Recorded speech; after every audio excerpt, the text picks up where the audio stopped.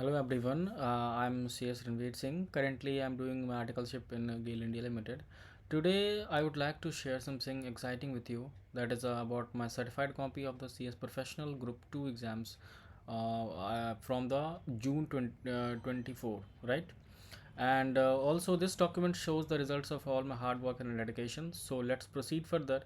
So for today, I'm going to show my there's a certified copy of my first I would like to go through the CRI, that is the corporate restructuring under group 2. Okay, so first see,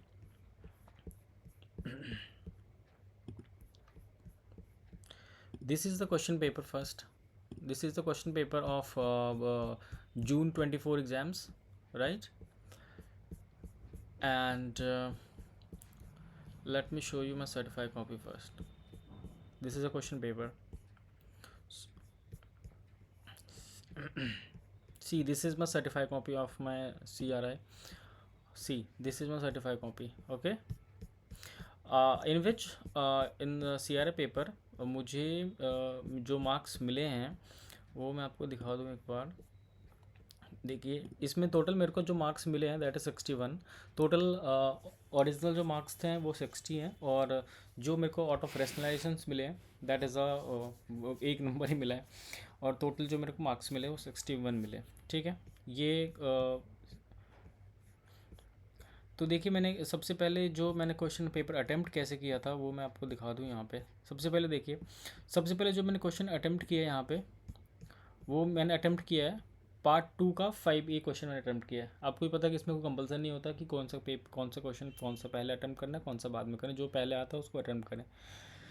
and इसके बाद क्या है, देखिए आपको दिखा दूँ मैं 5A जो अटेम्प्ट किया मैंने. 5A सबसे पहले पेपर जो इन्होंने दो पार्ट में डिवाइड आउट ऑफ 50-50 करके, जो 50 मार्क्स है that is for the IBC and the 50 is for the CRI. So this is a part 2 which contains I think 3 question. See, this is a 5A जिसको कि मैंने पहले attempt किया मैंने, जिसमें ये पूछ रहा है. ये सबसे पहले आप ना क्वेश्चन जब भी रीड करोगे ना, टाइम बहुत लिमिटेड होता है. जब भी क्वेश्चन को रीड करना है, सबसे पहले नीचे का जो मटेरियल पूछ रहा है, वो जो लास्ट में कंक्लूजन पूछ रहा है वो है ना, उस पर फोकस करना है रैदर कि आप पूरा क्वेश्चन पढ़ो. बाई चांस बाई लक इस बार ऐसा था कि CR का पेपर उन्होंने बहुत शॉर्ट में दे दिया था. अदरवाइज़ हर एक अटेम्प्ट में ये कुछ ना कुछ एक पेपर ऐसा आता ही है ग्रुप 2 के अंदर, जो कि बहुत ही टिपिकल होता है. बाई चांस इस बार ऐसा था कि उन्होंने DD का पेपर जो है आपका फर्स्ट पेपर, उन्होंने इस बार उन्होंने थोड़ा सा इजी दे दिया था. और सॉरी, DD का पेपर मुश्किल था रैदर कि RCD. ओके, सो अगर हम इसको देखें ना, यहाँ पे जो क्वेश्चन 5A पूछ रहा है वो सिंपल सा बात ये पूछ रहा है. उन्होंने सारफी से क्वेश्चन पूछा है उन्होंने यहाँ पे.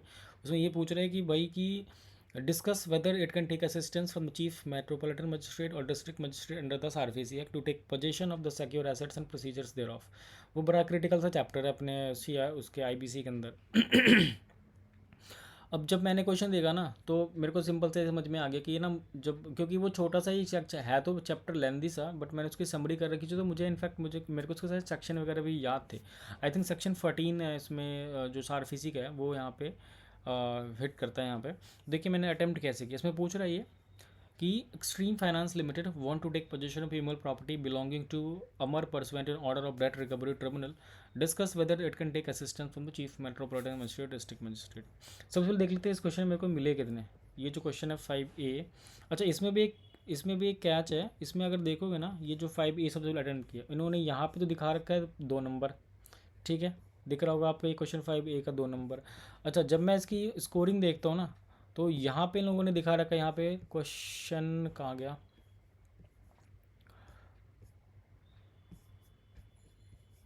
चलिए मैं उस पर कर बाद में आता हूँ.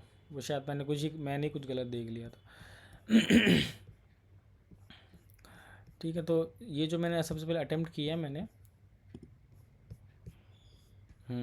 यहाँ पे देखिए, यहाँ पे एज पर सेक्शन, सबसे पहले सेक्शन मुझे याद था, मैंने सेक्शन कोड करा इन लोगों को यहाँ पे, है ना, और मैंने अपने आंसर्स लिखे यहाँ पे. ठीक है, जो भी एक प्रोसीजर था, है ना, प्रोसीजर्स में जब भी एक वो एफिडेविट देता है, एफिडेविट के अंदर उसको बताना होता है कि भाई ये सारे के सारी डिटेल उनकी ना एफिडेविट में देने होते हैं सारे, बाय एफिडेविट ये सब सारी चीज़ उसको बतानी होती है. और फिर उन्होंने मेरे को 5 में से शायद 5 या 4 नंबर का क्वेश्चन था। 5 मार्क्स इस, तो इन्होंने मेरे को 2 नंबर ही दिए। ठीक है, अब जब इसके बाद मैंने नेक्स्ट जो अटैम्प्ट किया, मैंने 5B अटैम्प्ट किया। 5B इन्होंने क्या पूछा, इन्होंने question, state the situations under which adjudicating authority can order liquidation of a corporate person in terms of insolvency and bankruptcy code. कह रहे हैं कि सिचुएशन बता दो कि किस किस केस में लिक्विडेशन का ऑर्डर आएगा कॉर्पोरेट पर्सन का। सिंपल सा, ये भी क्वेश्चन बहुत ही ईजी था। तो यहाँ पे इन्होंने सेक्शन 33 कोट करा मैंने, जहाँ पे कि उन्होंने बताया कि भाई साहब की वो तो सिंपल सा है यार कि ये कब कब आप लिक्विडेशन का ऑर्डर इन सारे सर्कमस्टांस से लिक्विडेशन का ऑर्डर आ सकता है। फिर भी इन लोगों ने मेरे को अगेन 5 में से इन्होंने मेरे को 2 मार्क्स ही दिए हैं इसमें भी। फिर मैंने अटैम्प्ट किया 5C में पूछ रहा है यहाँ पे कि कि प्रोसीजर्स बताने के लिए वॉलेंटरी लिक्विडेशन में और उसमें इंसॉल्वेंट जो लिक्विडेशन है, इन दोनों में जो है सो ना एक माइनर सा डिफरेंसेस हैं, तो वो मार्क करने के लिए उन्होंने बताया यहाँ पे। तो येट अगेन मैंने ना यहाँ पे फिर से मैंने 5C अटैम्प्ट किए, और इसमें मुझे सेक्शन नहीं है, इसके अंदर कोई सेक्शन नहीं है। तो देखो इन्होंने क्या करा यहाँ पे, और ये मुझे अच्छे से याद है कि ये मैंने बिल्कुल सही लिखा है ना। अगर आप देखोगे ना, अगर आप तो इसमें सही है, सही लिख मुझे अच्छे से आता था। फिर भी इन लोगों ने क्या करा, यहाँ तो सही कर दिया, यहाँ क्रॉस कर दिया, और इन लोगों ने को मार्क्स दिए हैं, क्योंकि ना पता है क्या, इसमें कुछ क्वेश्चन में मैंने स्ट्रेटेबल लिख दिया बिल्कुल ही ना, कोई मैंने ऊपर कुछ जैसे कि होता है ना, कुछ डिटेलिंग करनी होती है ऊपर की तरफ या नीचे, तो मैंने बस 4 पॉइंट मुझे याद आ रहे थे, तो मैंने ऐसे ही एज इट लिख दिया। तो उन्होंने मेरे को फिर से 5 में से उन्होंने मेरे को एक ही नंबर दिए। ठीक है, कोई बात नहीं, आगे बढ़ते हैं। फिर मैंने अटैम्प्ट किया 5D 5D अटैम्प्ट किया। इसमें अब ये पूछ रहा है कि 29A, वो क्वालिफिकेशन पूछ रहा है रेजोल्यूशन एप्लीकेंट के लिए। 29A देखते ही आपको इतना तो प्रिपरेशन हो चुकी होगी अब तक आप लोगों की। 29A मैंने स्ट्रेट अवे पूछा है कि 29A देखते ही याद आना चाहिए कि रेजोल्यूशन एप्लीकेंट की क्वालिफिकेशन पूछ रहा है, राइट। तो अब मैंने अटैम्प्ट की, देखो 5D मैंने लिखा है यहाँ पे, और उसमें बहुत सारे पॉइंट हैं, आई थिंक 12 या 13 पॉइंट, बहुत ज़्यादा पॉइंट है। अगेन उसने से मेरे को 2 नंबर ही दिए। ठीक है, कोई बात नहीं। फिर हम 5E पे आ गए अपने। 5E में पूछ रहे हैं लिक्विडेटर इज़, ओ सॉरी, ये जो ओके फाइन, ये जो है ना, ये 3 नंबर में पूछा है इन लोगों ने, तभी मैं सोच रहा हूँ इतना सही लिखने के बाद भी मेरे को इतने कम मार्क्स क्यों मिल रहे हैं। अच्छा, ये 3 मार्क्स ईच हैं, ये 5 डिवाइडेड बाय, और 15 है टोटल। ओके फाइन, तो ठीक है। फिर मैंने पूछा है कि liquidator is equipped the power take position of assets of corporate person, corporate debtor. Liquidation state पूछ रहा है वो कि कौन कौन से लिक्विडेशन स्टेट में कौन कौन से एसेट्स नहीं आते। तो ऑब्वियसली ये भी बड़ा इजी सा क्वेश्चन था। मैंने अटैम्प्ट किए 5E, और इन्होंने मेरे को 3 में से 3 दे दिए। अब देखो, अब इसमें भी पता नहीं क्या लगा भाई साहब। अच्छा देखो, ये सेक्शन मैंने यहाँ कोट करा है, यहाँ पे सेक्शन मुझे याद आ रहा होगा उस टाइम पे। अब तो खैर एग्जाम पास के बहुत टाइम हो गया, तो सेक्शन तो मुझे याद नहीं है खैर, बट हाँ लेकिन उस टाइम मुझे याद हो सेक्शन मैंने लिखे भी थे और अंडरलाइन भी किया था मैंने। और तुम देखोगे ना पेपर में, इसमें मल्टीपल अंडरलाइन मैंने इसमें किए हुए हैं, जो समझो उस टाइम। हाँ, और ये भी है कि अंडरलाइन हाथ के हाथ करना, ना कि बाद का वेट करना, मैं लास्ट में कर लेंगे। वो फिर एक छूट गया तो फिर वो छूट ही जाता फिर, है ना। तो इसलिए हाथ का हाथ ही इसको अंडरलाइन करते चलना अपना। फिर मैंने 6 का अटैम्प्ट किया मैंने पार्ट। 6 में देखो, 6 में ये पूछ रहा है यहाँ पे 6 है कितने का भाई, पहले ये देख लो। 5 मार्क्स का यहाँ पे। इसमें से 6A अटैम्प्ट किया मैंने। ओके फाइन, 6A देख लेते हैं। 6 नहीं, ऑप्शन C नहीं, अच्छा मेन ही क्वेश्चन अटैम्प्ट किया मैंने, 6A अटैम्प्ट किया। तो ये पूछ रहा है कि कैटेगरी ऑफ पर्सन। अच्छा, इसमें तो ये अब जो 6 लास्ट पार्ट होता है ना, तो वो थोड़ा सा होता है 1-2 क्वेश्चन से टिपिकल है। इसमें पूछ रहा है ये registered professional of Hawk private limited has to issue notice of meeting of COC specify category of person entitle to receive notice of the meeting. अब ये जो है ना, अब ये मुझे अच्छे से पता है कि ये इसने रेगुलेशन से पूछा हुआ, IBC के अंदर रेगुलेशन है, उसके अंदर ये पूछा हुआ है यहाँ पे। और कैटेगरी ऑफ पर्सन कौन कौन से एंटाइटल नोटिस रिसीव करने के लिए, और कौन कौन सी कैटेगरी ऑफ पर्सन है जो कि वोट है, एंटाइटल टू वोट है वहाँ पे। ठीक है, इसके आंसर्स मैंने लिखे हैं यहाँ पे। देखो सेक्शन 24 ऑफ द IBC, ये मुझे थोड़ा याद आ रहा था सेक्शन, तो मैंने लिख दिया यहाँ पे किसके कौन कौन एलिजिबल हैं नोटिस रिसीव करने के लिए, और कौन कौन एलिजिबल हैं वोट करने के लिए। ये 2 अलग अलग क्वेश्चन पूछे इन्होंने यहाँ पे। ठीक है, 6A में भाई साहब ने मेरे को क्या करा, 3 नंबर दे दिए, और फिर पता है यहाँ पे काट के 0 भी कर दिया यहाँ पे। ये लॉजिक समझ नहीं आया, तो इसको क्लैरिफाई करने के लिए भाई हम चलते हैं सीधा ना अपने ये जो समरी है इस पे चलते हैं। 6A में कितने मार्क्स दिए मेरे को, पता नहीं क्या कर रखा है इन लोगों ने यहाँ पे। 1 2 क्वेश्चन नंबर 30 तक कर दिए भाई, पता नहीं कैसे।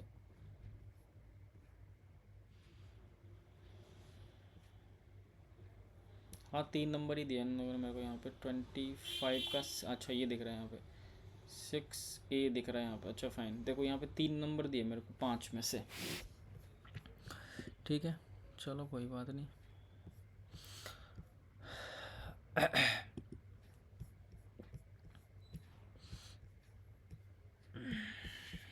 अब फर्दर हम आते हैं अपने, कहाँ चला गया। ठीक है अब हम फर्दर आते हैं अपना 6B पे। अब ये पूछ रहे हैं यहाँ पे सेक्शन 80 में पूछ रहा है ये IBC का कि वो सिंपल सा यार क्वालिफाइंग डेट और एक्सक्लूडेड डेट। ये तो बहुत ही इजी क्वेश्चन था इस बार का, खैर CRA का पेपर का। ये पूछ रहा है क्वालिफाइंग डेट और एक्सक्लूडेड डेट, सिंपल सा था। देखो सब कुछ लिखा है मैंने, और इन्होंने बिल्कुल ही मेरे को क्या करा है। अच्छा ठीक है, इन्होंने मेरे को 3 यहाँ दे दिए और 2 यहाँ दे दिए, तो टोटल मेरे को 5 में से 5 मिल गए। अब ना देख लो कि मैंने एग्जैक्ट मैंने क्या करा, सब कुछ वही लिखा जो बुक में लिखे हुए हैं, क्योंकि यार ये इजी था। और ये डेफिनेशन पार्ट में तो बड़ा ये कहते हैं ना कुछ कैची सा होता है ना, जो कि पूछता है एग्जामिनर, तो उसमें से एक है क्वालिफाइंग डेट, एक्सक्लूडेड डेट और क्वालिफाइंग डेट है ना। तो मुझे याद था तो मैंने लिखा, तो 5 में से 5 मिल गए मेरे को। फर्दर इन्होंने पूछा है 6C में क्या करा मैंने। अच्छा पता है क्या, एक चीज़ तुम नोटिस करोगे, ये जो मैंने आंसर्स लिखे हैं ना, मैंने बकायदा मैंने स्टार्ट तो करा मैंने 5 से, पार्ट 2 से मैंने स्टार्ट तो मैंने पार्ट 2 से करा, बट मैंने लिखा मैंने सारे सीरीज़ में ही। अब अगर मैंने 5 नंबर क्वेश्चन उठाए ना, तो पाँचों के जो 5 के अगर 3 पार्ट हैं तो उसके मैंने पूरे के पूरे मैंने एक साथ ही लिखे हैं। ऐसा नहीं कि 5 का 5A लिख रहा हूँ फिर 6A है ना, फिर वो फिर मतलब थोड़ा सा चेक करने के लिए उनका मुश्किल सा हो जाता है, इस वजह से ट्राई की सीक्वेंस में लिखे हैं। फिर इन्होंने पूछा यहाँ पे कि 6C पूछ रहे हैं यहाँ पे, that the any modification suggested by creditors need consent of the debtor in respect of repayment plan in case of individual of firm solvency. Comment briefly on the statement narrating the provision in respect of conducting meetings and right of secure creditor. अच्छा अब ये ना उसका है शायद individual insolvency का है। Okay तो अब उसमें से ना एक शायद सेक्शन मुझे एग्जैक्ट याद नहीं आ रहा, बट सेक्शन के अंदर ना सब सेक्शन के प्रोविज़न है ऐसा, जहाँ पे कि ना उन्होंने ये बोला हुआ है कि अगर कुछ भी आपको अपने रीपेमेंट प्लान में मॉडिफिकेशन करने हैं तो आपको जो है ना उसके कंसेंट लेने पड़ते हैं पहले। नीड डेटर के आपको जो है ना कंसेंट लेना पड़ता है आपको कुछ भी मॉडिफिकेशंस में, अगर आपको रीपेमेंट प्लान में अगर कुछ भी मॉडिफिकेशंस करनी है आपको, तो इसमें पूछ रहा है कि उनकी जो मीटिंग होगी है ना उसके प्रोविजंस पूछ रहा है, और जो सिक्योर क्रेडिटर्स हैं उसके राइट्स पूछ रहा है ये। तो अब देखिए सेक्शन मुझे याद था, सेक्शन 110 है आपके IBC का है ना, उसमें ये मुझे याद तो था, बट डोंट नो इन्होंने काट क्यों दिया यहाँ पे, कुछ गलती रही होगी या तो है ना। यहाँ पे इन्होंने काट दिया है, बट यहाँ पे फिर सही भी कर दिया है। यहाँ पे इन लोगों ने काट के यहाँ पे सही भी कर दिया। और इसमें से भाई साहब ने मेरे को कितने मार्क्स दिए हैं, 5 में से 3 नंबर दे दिए हैं, क्योंकि मुझे याद था और प्रोविज़न है, थोड़ा सा टिपिकल था ये क्वेश्चन। क्वेश्चन अगर आप घुस घुस के पढ़ोगे ना तो ही समझ में आएगा ये क्वेश्चन। ये तो मैं वही तो कह रहा हूँ, सेक्शन के अंदर प्रोविज़न है, प्रोविज़न का प्रोविज़न था, ऐसा कुछ था इसमें ये सेक्शन 110 में।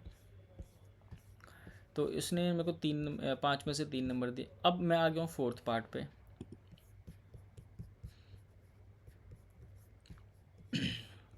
और फोर्थ पार्ट में भाई साहब ये अब वही है कि फोर्थ पार्ट में 5 नंबर का क्वेश्चन है ये।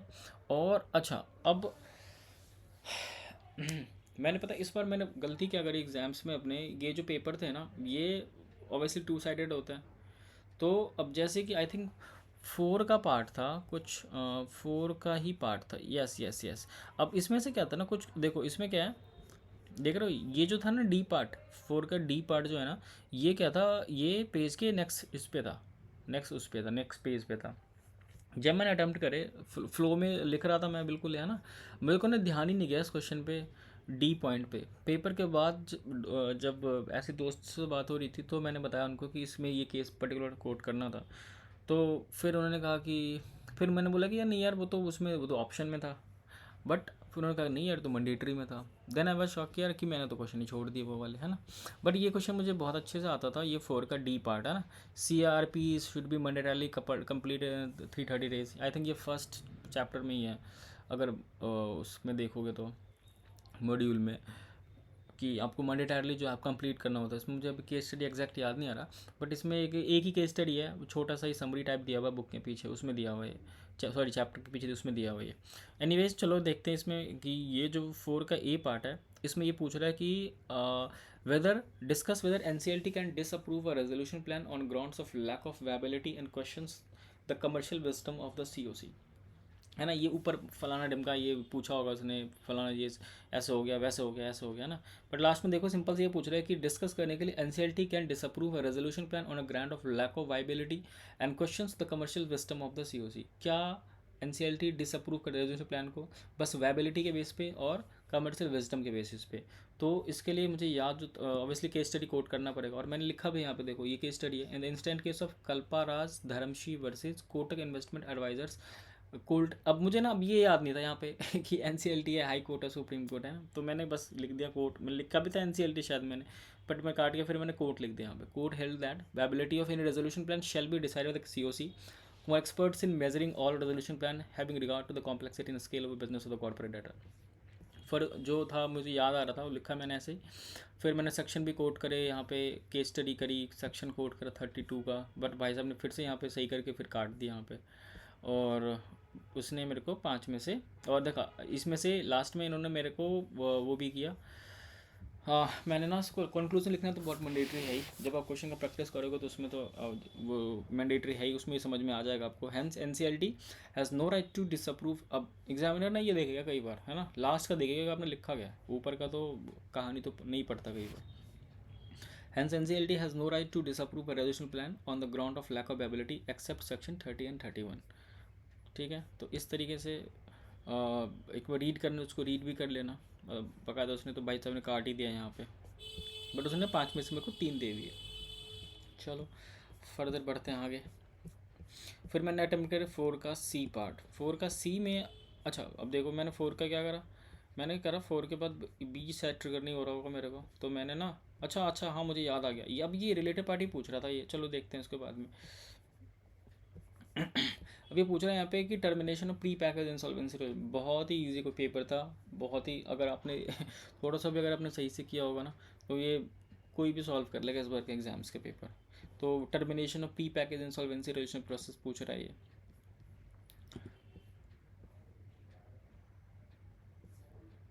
अरे हाँ ये तो अच्छा, ये क्वेश्चन ना 3 में से 3 दे दिया ना मेरे को, क्योंकि ये 3 नंबर का तो क्वेश्चन था ये। देखो यहाँ पे पता नहीं ये डोंट नो यहाँ पे काट क्यों दिया फिर भाई साहब ने।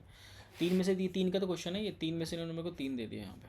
फिर मैंने अटैम्प्ट करे थे अपना 4 का C पार्ट अटैम्प्ट करे थे, और सेक्शन था 44M termination of the pre package. ये अपना PPRP वाले चैप्टर में लास्ट वाले उसमें जो न्यू एडिशन था उसमें है ये, तो मेरे को एज इट इज़ पूरा याद। देखो अब यहाँ पे ना सेक्शन भी लिख रहा हूँ मैं, है ना, अंडरलाइन भी कर रहा हूँ मैं, तो थोड़ा सा इंप्रेशन थोड़ा सा सही आता है। देख रहे हो यहाँ पे जहाँ जहाँ जहाँ मेरे को सेक्शन 5 उस टाइम तो बकायदा मुझे तो नहीं याद आ रहा सेक्शन 54 के, तो आई थिंक याद था, बट कुछ चीज़ें ऐसी थी कि जो कि कितने बार पढ़ के ना वो बस याद हो गया था, वो सिचुएशन थी। जो बुक की लैंग्वेज लिखी है, एप्लीकेशन मैंने section 54K2 then no resolution plan approve by COC by vote of 66%। Okay fine. फिर इन्होंने मेरे को 3 में से 3 दे दिए। ठीक है, फिर मैंने अटैम्प्ट करे 4 का B जो डेफिनेशन रिलेटेड पार्टी IBC के अंदर पूछता है वो, है ना, तो इसमें से भी IBC के अंदर पूछा था इन्होंने। अच्छा इसमें से ना ये कुछ पूछा था इन्होंने, मुझे याद आ रहा है कि इसमें से कुछ इसमें से इन्होंने केस स्टडी दिया था, और इन्होंने ये कहा था कि ये बताओ कि एज़ पर IBC ये रिलेटेड पार्टी बनेगा नहीं बनेगा। ठीक है, तो वही कह रहे हैं कि मिस्टर एक डायरेक्टर है जिसने कि 15% शेयर होल्ड किए हुए हैं, और HR के लिमिटेड के अंदर वो केस स्टडी टाइप क्वेश्चन इन्होंने दिया था यहाँ पे, और शायद ये रिलेटेड पार्टीज था भी शायद, मुझे जहाँ तक याद आ रहा है। तो मैंने लास्ट में मैंने कंक्लूजन भी लिखा है यहाँ पे, accordingly considering above mister X hold 3% and is 1%, hence as per advertisement ABC limited considering as a related party of the HRK limited. अच्छा ये कंक्लूजन लिखना बहुत जरूरी है, कंक्लूजन को लिख करके डब्बे में के अंदर देखो मैंने बना दिया हुआ है। फिर से भाई साहब ने मेरे को 3 में से, अच्छा इसमें से ना मेरे को सारे पॉइंट्स तो याद नहीं थे, बट हाँ मुझे को याद, थोड़े बहुत तो याद थे मेरे को। अब जैसे कि अब देखो वो जिस प्रोविजन से रिलेटेड चीज़ें पूछ रहा है ना, अब यहाँ पे मुझे ये चीज़ तो याद है कि 2% से ज़्यादा अगर होल्ड करता है ना तो फिर वो रिलेटेड पार्टी में कवर हो जाता है। तो देखो यहाँ लिखा है मैंने कि प्राइवेट कंपनी हो गया, पब्लिक कंपनी हो गई, तो ये थोड़ा बहुत याद आ रहा था मेरे को उस टाइम पे, 2% से ज़्यादा अगर होल्ड करता है तो सिंपल सा था। फिर से उन्होंने 3 में से 3 दे दिया। फर्दर अटैम्प्ट करे मैंने पार्ट 1 का 3A 3A जब मैंने अटैम्प्ट किए, अच्छा अब ये तो बहुत ही ईजी पूछा था, relevant geographic market, relevant product market in terms of competition act. तो देखो मैंने लिखा है रेलिवेंट जोग्राफिक मार्केट, यहाँ पे पता नहीं क्या खिचड़ी पकाया इन लोगों ने, 1 काट दिया, फिर एक दे दिया, काट दिया, पता नहीं क्या करा इन लोगों ने, तो 2 नंबर मिले मेरे को इसमें से। अभी है कितने का, 3 का भाई, अरे यार सॉरी।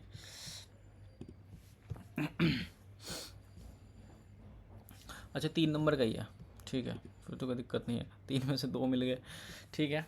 फिर इन्होंने पूछा, अच्छा अब नेक्स्ट क्वेश्चन तो बड़ा ही क्रिटिकल था, क्या खुल जाता है ये। अच्छा ये पूछ रहा है यहाँ पे कि stamp duty is exempted when amalgamation is between holding and subsidiary company. अपने ये बुक के बिल्कुल पीछे जो होता है ना, वो ग्लॉसरी वाला जो पार्ट होता है, उसमें से उन्होंने पूछा हुआ यहाँ पे स्टैम्प ड्यूटी इज एग्जेम्प्टेड, तो छोड़ना नहीं है भाई उसको भी, ये उसको भी करके चलना अपना। Stamp duty is exempted when amalgamation is holding between subsidiary companies. तो इसमें case study code Delhi towers limited का एक केस स्टडी देखो यहाँ पे लिखा है, in the matters of Delhi towers limited versus GNCTD, है ना। अब अंडरलाइन करा मैंने, है ना, proper court held that exemptions लिखी मैंने कि जहाँ पे कोर्ट ने क्या बोला था, तो 3 में से 3 मिल गया। कंक्लूजन भी लिखना है भाई, कंक्लूजन छोड़ना नहीं है। Further stamp duty is exempted only in the that state who follow this notification and he has to furnish certificate in respect of above conditions. तो इस तरीके की लाइनें आपको लिखनी पड़ेगी, राइटिंग बकायदा पता नहीं कैसी है, नॉट गुड बट मार्क्स तो मिल ही गए थे। फिर 3D पे आते हैं, फिर अच्छा 3C छोड़ दिया था मैंने, छोड़ा नहीं था, पता नहीं क्या बाद में लिखा हूँगा।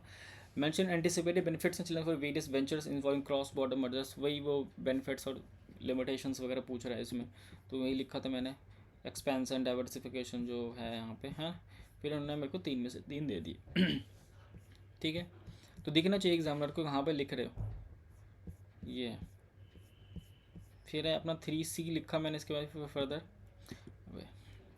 3C में लिखा, इसमें कह रहा है कि internal accruals are important source of funding mergers and takeovers, comment of the statement reference to the issue of equity instrument with differential voting rights. अब ये जो है ना, इसमें पूछ रहा है कि वो बताओ डिफरेंशियल वोटिंग राइट्स के ऊपर कमेंट करने के लिए कह रहा है, इक्विटी इंस्ट्रूमेंट के ऊपर। तो वो डिफरेंशियल वोटिंग राइट्स कब इशू कर सकते, सेक्शन 48 है शायद, देखो कंडीशंस इसमें, सेक्शन तो मुझे नहीं 48 नहीं है, मुझे एक्जैक्ट नहीं याद था उस टाइम पे। Condition for the issuing equity share with differential voting rights, अब ये लिखा है मैंने पूरा का पूरा, कंडीशन जितने सारे थे मुझे याद आ रहा था, 3 में से 3, ठीक है। अगर इसको अगर स्लोली करोगे तो ये समझ में आ जाएगा आपको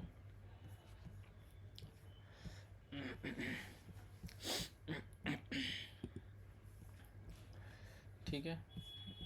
अब फिर मैं 2 पे आ जाता हूँ, 2 पे क्या था भाई, 2 पार्ट में क्या था, और भाई अच्छा ये न्यूमेरिकल्स वगैरह थे। 2 का ना मैंने ये अटैम्प्ट किया शायद, नॉर्मल जो बिना ऑप्शंस वाले जो ना, वो अटैम्प्ट किया मैंने। वही एक्सेप्शंस पूछ रहा है, इसको अकाउंट से कौन कौन कब हम टेक ओवर के अंदर आपने अच्छे से किया ही होगा कि एक्सेप्शंस बताओ कब हम रिलीज़ कर सकते हैं। बड़ा इजी क्वेश्चन था ये, खैर ये भी 5 नंबर का पूछा हुआ इन्होंने, कब को हम रिलीज़ कर सकते हैं। अरे भाई साहब 2 का 1 काट के 0, अच्छा इसमें से 3 दिया, डोंट नो वाई क्यों 3 दिया है, जबकि बिल्कुल अगर रीड करो देखो एक बार, exception for the release of amount from escrow account, ये पता नहीं क्यों काट के इन लोगों ने 0 कर दिया है। मैं तो अगर चलो बाई चांस में तो पास हो गया मैं, अदरवाइज मैं तो पक्का क्लेम करता भाई इसमें। तो देखो इसमें क्या लिखा मैंने, take over offer is withdrawn then 100% amount shall be release from the escrow account, fine. 90% of total amount lying in escrow account shall be transfer to special account for repayment, okay. Remaining 10% shall be release after 30 days after the expiry of the offer period. कोई गलती कुछ भी मुझे लग रहा है इसमें कुछ गलती है, आप लोग बताना कमेंट करके इसमें कुछ लग रहा है कुछ गलती हो तो। Any other amount lying in the escrow account shall be release after 30 days from the end of the offer period, okay. 10% हमारे रिलीज़ कर रहे हैं, कोई इसके अलावा कुछ अमाउंट है वो भी हम रिलीज़ कर देते हैं from the end of the offer period. अच्छा अब ये भी इसमें लिख दिया मैंने कि in case of acquirer fails to fulfil any obligation to the amount, तो भी हम 1/3 करके हम ट्रांसफर कर देते हैं सारा का सारा। पता नहीं डोंट उन्होंने काट के 3 ही क्यों दिया, चलो खैर कोई बात नहीं। वही कैंसिलेशन पे अगर हम फॉरफीट कर लेते हैं ना, तो 1/3 आप पे जाता है, कंपनी को रिलीज़ कर देते हैं हम, टारगेट कंपनी को 1/3 जिसने एक्चुअल में शेयर परचेज कर लिया हम उसको दे देते हैं, और 1/3 हम इन्वेस्टर्स उसमें फंड में, सेव इन्वेस्टर फंड में डाल देते हैं। नेक्स्ट क्वेश्चन मैंने 2 का C अटैम्प्ट किया, जिसमें कह रहा है कि अच्छा ये बीच में ये न्यूमेरिकल आ गया था, न्यूमेरिकल मैंने सोचा बाद में करूँगा, आता था ये, कुछ खास न्यूमेरिकल नहीं था ये, मैं देखता हूँ। इसमें पूछ रहा है यहाँ पे कि ये बताओ कि elaborate the standard guidelines for the presenting application before the NCLT। और बहुत इजी क्वेश्चन था ये, अगर पता नहीं एक आई थिंक चैप्टर है 7th 8th CRA के फर्स्ट पार्ट में, उसमें ही है ये स्टैंडर्ड पटिशन्स के लिए एप्लीकेशन फाइल करने के लिए क्या सब गाइडलाइंस हैं। तो अब देखो ये लिखा है मैंने यहाँ पे, बहुत सारे पॉइंट है इसमें, इसमें कुछ 10-15 कुछ याद थे मेरे को। देखो रे क्या सब लिखा है मैंने, जूम कर दें थोड़ा सा। Petition application shall be draft in standard petition, double line spacing 2.5 centimetre, easy question था, है ना। तो इस तरीके से लिखा मैंने, देख रहा हूँ। फिर 5 में से 5 दिया, अच्छा ठीक है, good. Every petition, easy question था वैसे तो, खैर तो इन्होंने मेरे को 5 में से 5 भी दिए, ऐसा नहीं है, तो सेट ऑफ हो गया वो वहाँ से। नेक्स्ट अटैम्प्ट किए मैंने इसमें से, अरे यार जूम आउट करना पड़ेगा।